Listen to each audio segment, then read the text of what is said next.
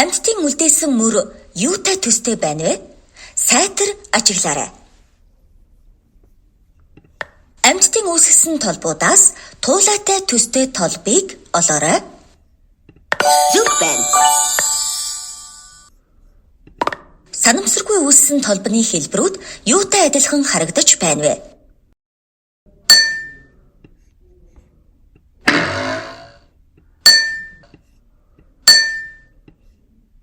Зөв байна.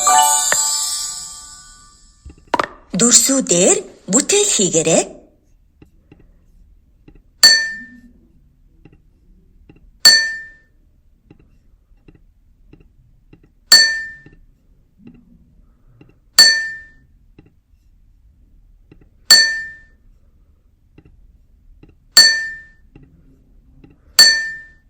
Зөв байна.